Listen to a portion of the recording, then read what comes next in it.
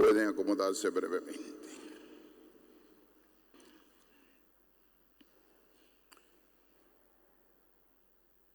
Queridos hermanos y hermanas en el Señor, el tema central de la liturgia de la palabra es el tema del amor. Palabra muy utilizada en la época contemporánea, pero también palabra a veces se distancia de la vivencia del gran amor, que es el amor a Dios. Y dentro de ese marco hemos escuchado 3 lecturas. El libro de los Hechos de los Apóstoles, el libro del Apocalipsis, el Evangelio de San Juan. En el libro de los Hechos de los Apóstoles encontramos a Pablo y a Bernabé evangelizando. Qué bueno que la Iglesia desde sus orígenes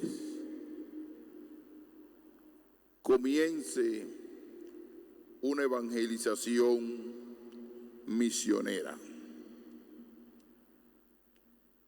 Evangelizar por muchos pueblos. Yo a veces me dejo impresionar por la vivencia y testimonio de muchos misioneros que abandonan su tierra, su confort, inclusive de países muy desarrollados, y se colocan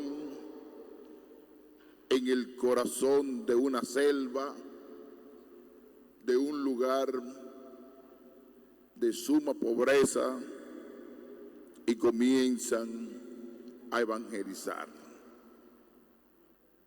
porque aman la evangelización y no tienen un corazón estrecho para no entregarse a Jesucristo. Hay muchas personas que hablan de la evangelización, pero su amor llega de los ojos a los lentes de su espejuelo. Hablan, pero no lo hacen de corazón. El amor tiene que marcar como un eje vertebral la evangelización. El que no ama, aunque predique bien, aunque su palabra resuene, pero donde no hay amor, donde no hay entrega, donde no hay entusiasmo, caemos en lo que se llama un hábito de consumo que se llama hablar. Y la evangelización no tiene fachada.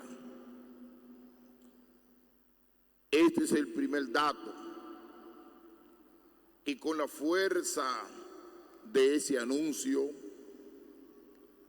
que se produjo en la iglesia primitiva, con la fuerza de ir a los pueblos, se comienza lo que se llama una iglesia eclesial. Porque a ustedes yo le he manifestado una diferencia entre una iglesia eclesial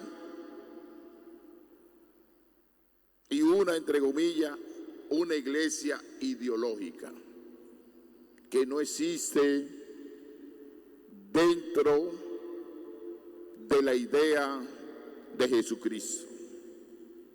Porque la iglesia no es ideológica, la iglesia es eclesial.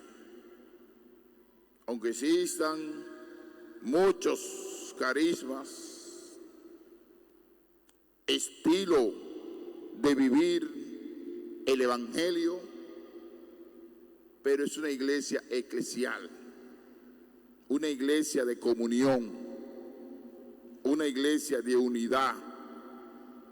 Jesucristo pensó dos cosas: el amor y la unidad entre nosotros. ¿Qué es lo que va a fortalecer lo que se llama la iglesia eclesial? Hay muchos que se han montado en esa iglesia ideológica. La iglesia que yo tengo un concepto o un modelo de iglesia a mi estilo, y tengo como fachada para desarrollar ese estilo en la iglesia católica, y voy formando a los seguidores en una línea ideológica y no en una línea eclesial.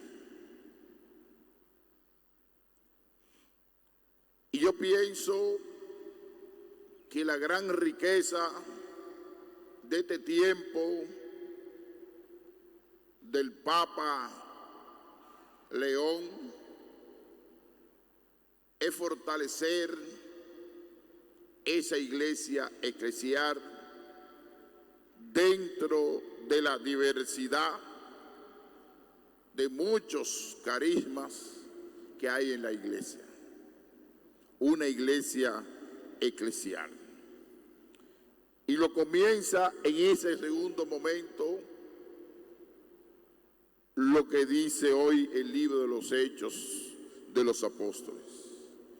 En cada iglesia designaban presbíteros, oraban, ayunaban, los encomendaban al Señor en quien habían creído. Si dejaran presbítero en cada comunidad. ¿Quiénes lo dejaban? Los apóstoles, a través de Pedro. Pablo le obedecía a Pedro. Y Pablo comenzó esa gran evangelización, pero tenía un cabeza que era Pedro, y que no era una fachada ideológica,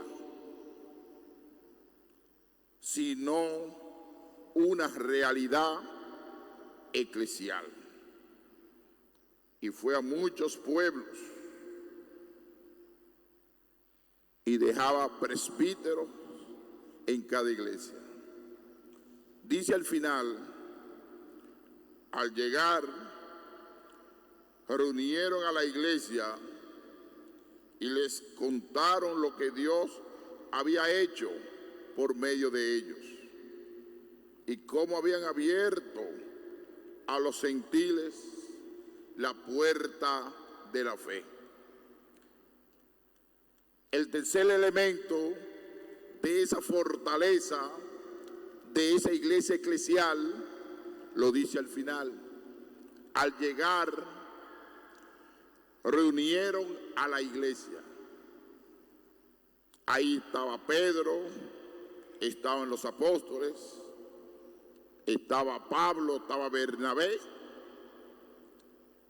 para escuchar la experiencia evangelizadora que ellos habían realizado.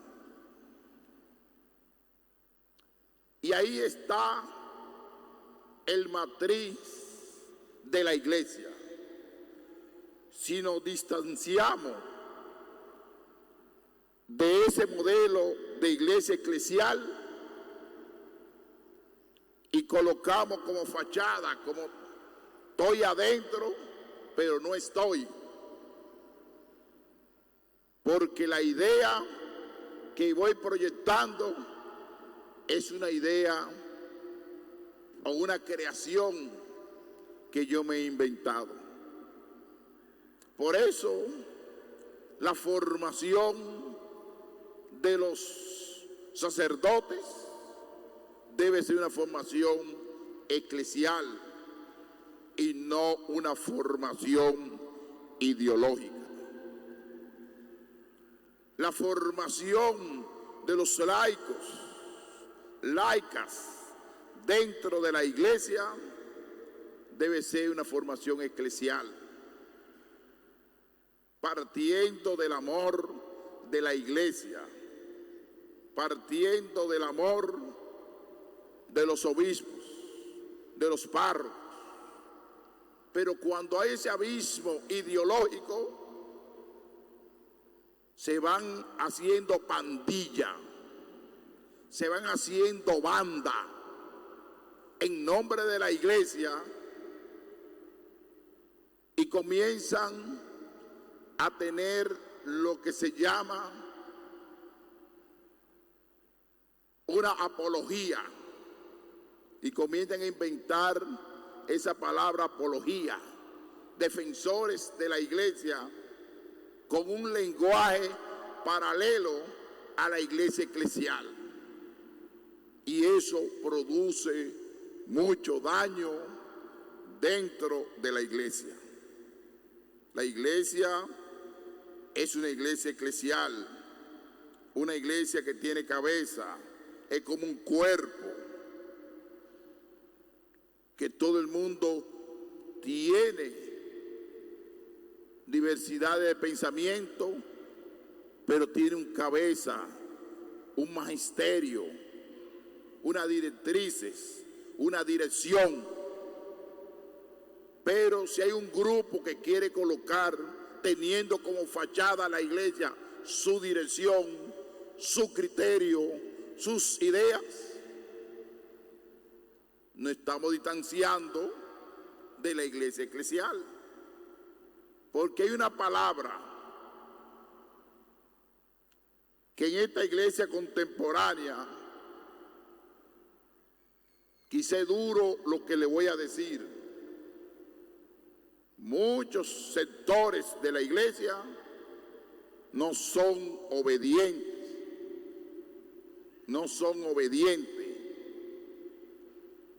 al mandato del magisterio, tanto del Santo Padre como del magisterio de la iglesia, porque esa iglesia ideológica va construyendo su propio magisterio, su propia idea.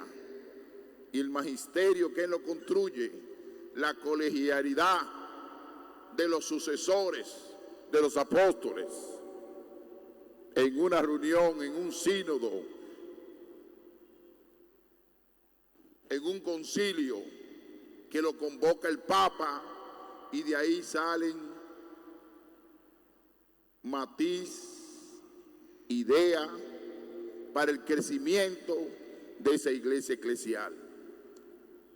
Y de ahí nacimos, y no podemos olvidarnos nuestro origen. Yo sé que el hombre tiene mucha capacidad creativa y tiene mucha capacidad para crear grupos de evangelización, inclusive grupos hasta religiosos, pero sin alejarse de esa iglesia eclesial. Porque en la medida que exista división, aunque eso se fundamente en Jesucristo, entra el demonio, entra la presencia del demonio. Por eso tenemos que fomentar esa iglesia de unidad, de fraternidad, de respeto al Santo Padre, de respeto al magisterio de la iglesia, a las matrices de orientación que ofrecen dentro del magisterio su enseñanza. Y eso está desde el principio. Fíjense dónde fue Pablo y Bernabé a reunirse con Pedro para escuchar las inquietudes de ellos. Y tenemos que tener mucho cuidado con ese peligro de ir construyendo iglesia eclesial como iglesia paralela, pero dentro de la propia iglesia. Y lo vamos a entender en el Evangelio de San Juan. El primer dato de esa iglesia ideológica que comenzó el propio Jesucristo, lo encontramos aquí, cuando salió Judas del cenáculo. Salió Judas del cenáculo. El cenáculo es un lugar de reunión. Y Jesucristo estaba en una reunión con los apóstoles. Y ahí brotó esa idea de Judas, que era desde dentro, pero le brotó la traición. Hay muchas maneras de traicionar a la iglesia. Cuando nosotros vamos produciendo cisma, vamos produciendo divisiones, y a veces las orientaciones del magisterio, de lo que diga la iglesia, no lo queremos cumplir, porque queremos saber más que la iglesia eclesial. Hay gente dentro de la iglesia que quieren saber más que la iglesia eclesial. Cuando yo hablo de iglesia eclesial, estoy hablando del Papa, los obispos, del colegio, de la estructura eclesiástica de la iglesia, la jerarquía. Y muchos quieren hacer su jerarquía, su estructura, pero teniendo como fachada, buscando protección a la iglesia católica. Y eso no se puede. ¿Somos o no somos? Somos iglesia eclesial y no podemos caer en una iglesia ideológica. Y eso lo hemos sufrido mucho. Desde Martín Lutero, que convirtió la iglesia en una ideología y se empantalonaron y se fueron y formaron su propia iglesia. En Inglaterra se fueron por otro lado, por capricho y por ideología. Pero fíjense bien lo que dijo Jesús: ahora he glorificado el Hijo del Hombre, con una entrega de un traidor, de un mal que puede representar Judas, que puede presentar la cruz, el sufrimiento del mundo. He glorificado el Señor. Ustedes saben que nosotros tenemos 3 procesos en la iglesia. La iglesia que peregrina, como el Papa fallecido, Papa Francisco decía, peregrino de la esperanza. Nosotros somos peregrinos de la esperanza.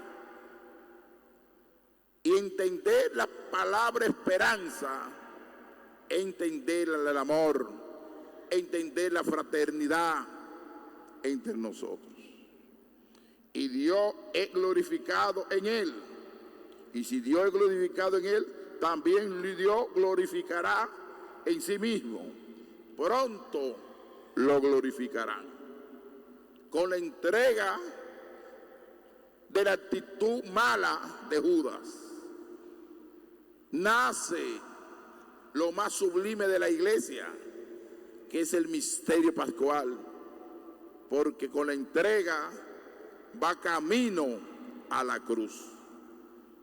Y el fundamento y el eje vertebral de esa iglesia eclesial es el misterio pascual, que Cristo ha muerto y ha resucitado. Es lo que nosotros ahora estamos actualizando: la Eucaristía, fuente y cumbre donde los cristianos nos reunimos para celebrar la fe, para celebrar la unidad, para celebrar la fraternidad. Y el mundo de hoy está viviendo de eso. El mundo de hoy, si retoma la idea de la iglesia, que es una iglesia eclesial, donde existe el amor, donde existe la unidad, la justicia, la fraternidad, se va quitando, codificando esas ideologías que destruyen. El Papa el Papa León elige al Papa León XIII. ¿Por qué? Porque en esa época del siglo XVIII, entrando el siglo XIX, había un cambio de mentalidad. Fue por primera vez que se hace una grabación, y por eso sale el Papa León XIII grabándose. Sí, que hay un avance en lo científico, hay un cambio de mentalidad, hay un cambio de idea. Y esta época contemporánea, con todo lo que se llama la inteligencia artificial, el capitalismo y el consumo acelerado, la modernidad mercantil del mundo de hoy, el Papa va a enfrentar situaciones difíciles en el mundo. Pero con la ayuda de esa iglesia eclesial, no con el concepto ideológico, vamos a enfrentar el mundo y vamos a colocarnos en una gran estirpe de vivencia con la fuerza del amor. Y dice, hijitos, me queda poco de estar con ustedes. Le doy un mandamiento nuevo, que se amen unos a otros, como yo lo he amado. El amor no tiene interés. El amor es puro. El amor no es calumniador. Porque el que ama no puede ser como el payaso. ¿Qué es lo que es un payaso? Que se reviste y pone a reír a la gente, después se quita y es un odioso. Yo como sacerdote, que estoy vestido de sacerdote, le estoy hablando del amor y después que salgo de aquí soy un odioso. Y va a ver, ¿quién es usted? Yo la conozco. Padre, salúdeme. Y miro para otro lado. O vivo calumniando y hablando del otro. O haciéndole maldad a los demás hermanos. Calumniando con la lengua. Es decir, que un sacerdote, le pongo un ejemplo de un sacerdote, no tiene vocación de ser calumniador, de hablar de los demás, de destruir al otro. Pero en la vida uno descubre algo, que hay gente que tiene hábito de consumo de eso.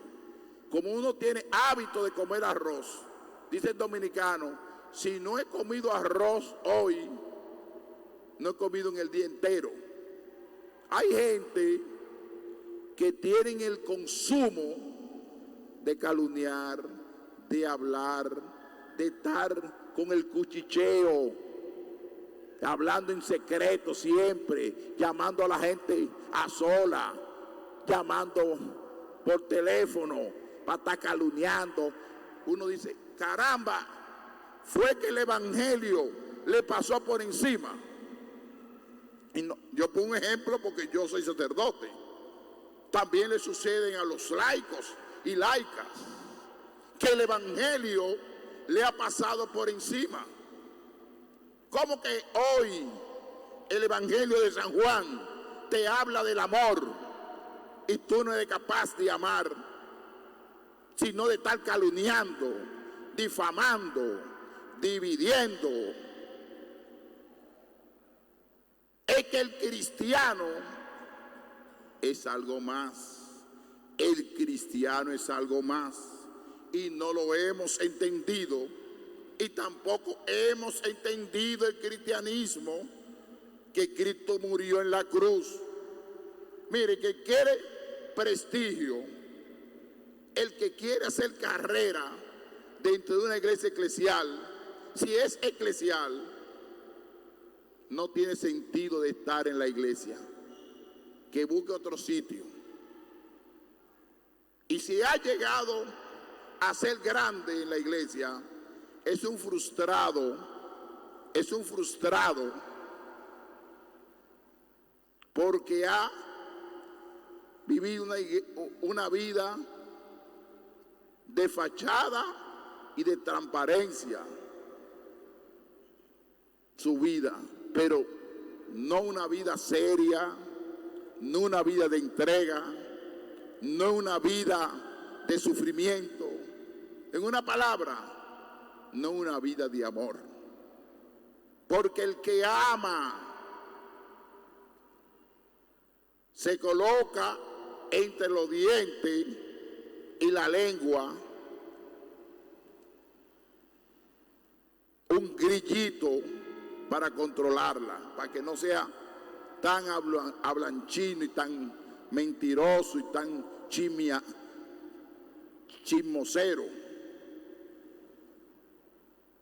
El que ama no es capaz de estar viciando al otro. El que ama no es capaz de destruir una comunidad con el vicio. El que ama no es capaz de robar. Como yo tenía una vez una sacristana, y la sacristana como que tenía la mano muy ligera, y yo le dije a ella, mira, tú le puedes robar la colecta a la iglesia, tú le puedes robar lo que sea, pero tú te puedes hacer millonario, pero eso se va a convertir en sal y agua. En sal y agua. Y te perdono todo lo que tú has hecho, pero en ahora en adelante te doy la oportunidad para que comience una vida de amor, amando, respetando con tu responsabilidad lo que tú estás haciendo y tu trabajo. Porque el que roba, y más al país, a la iglesia, a las instituciones, ese dinero, aunque él se lo crea o ella se lo crea, no sirve para nada. Se destruye. Porque le está robando ¿quién? A la iglesia. Y así es la familia también. Cuando los hermanos no se aman entre ellos, que pelean por tierra, por herencia, el Señor destruye todo eso. Y todo ese dinero no sirve para nada.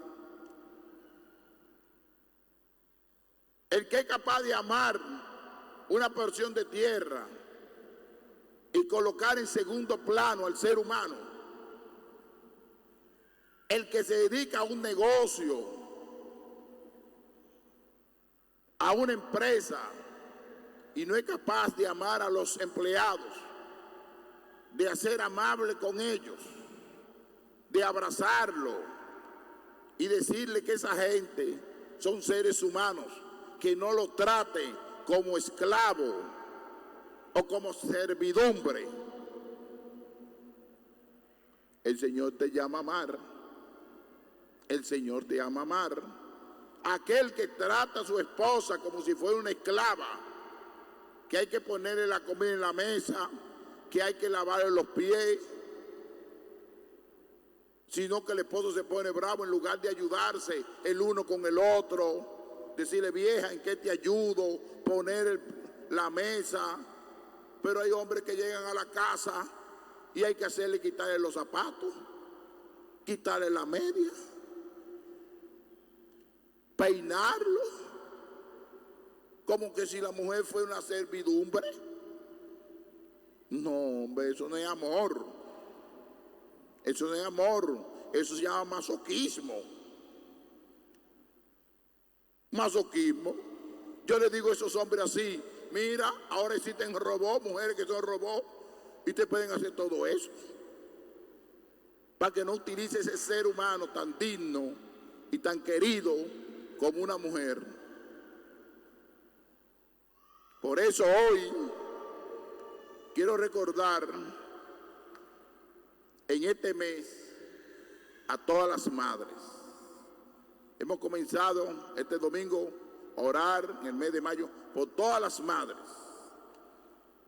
para que uno la ame, la aprecie, la quiera, a todas las madres. En este mes dedicado a la Virgen María, amar sin condición, no poner a sufrir a tu mamá. Es el ser más grande que tenemos. Y lo voy a repetir durante este mes hasta el final. Amen a sus madres. Ellas te dieron a ti el don de la vida. Que así sea.